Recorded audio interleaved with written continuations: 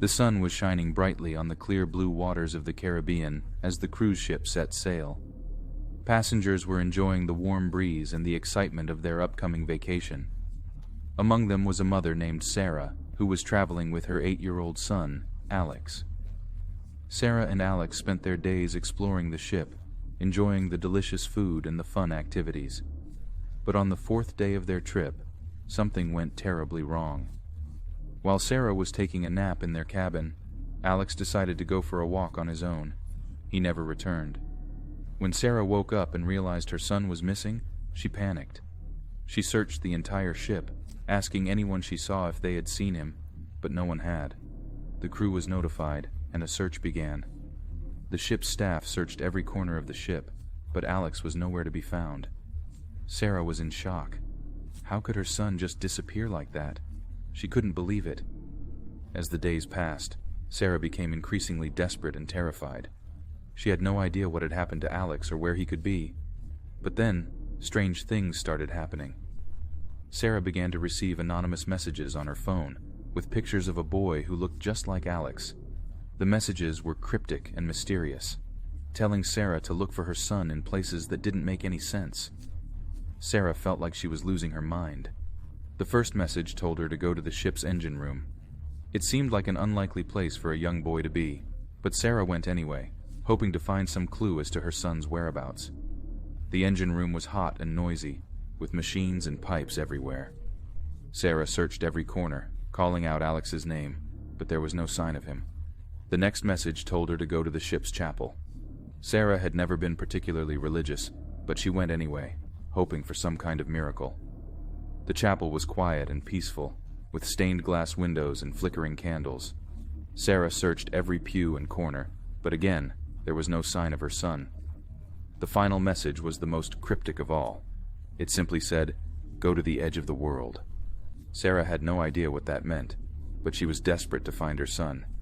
She went up to the ship's deck and stood at the railing, looking out at the endless expanse of ocean. She searched the horizon, hoping to see something, anything, that would give her a clue as to where her son could be. As Sarah searched for her son, she heard more and more about the ship's ghost boy. According to the crew and some of the other passengers, there had been rumors for years of a young boy who had disappeared on the ship and never been found. Some said that he had fallen overboard, while others whispered about more sinister possibilities. But the most chilling stories were the ones about the ghost boy. Passengers had reported seeing a young boy running through the ship's corridors late at night, laughing and playing as if he were still alive. Others had reported strange noises and objects moving on their own, as if the ghost of the young boy was still wandering the ship, searching for something he had lost. Sarah didn't know what to believe, but she couldn't shake the feeling that there was something deeply unsettling about the whole situation. As the days passed and her search for her son became more and more desperate, she started to see and hear things that she couldn't explain. Late at night, when the ship was quiet and most of the passengers were asleep, Sarah would hear the sound of a child's laughter echoing through the empty corridors.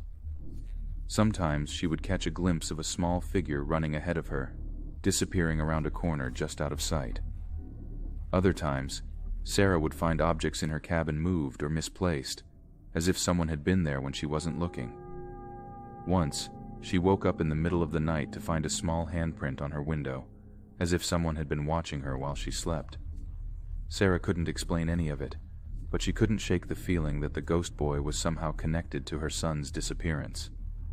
She started to feel like she was being watched, like the ghost was trying to tell her something. But what could it be? The days turned into weeks, and Sarah never gave up hope of finding her son. But as time went on, she became more and more convinced that she would never see him again. The mysterious messages continued, but they only added to her confusion and terror.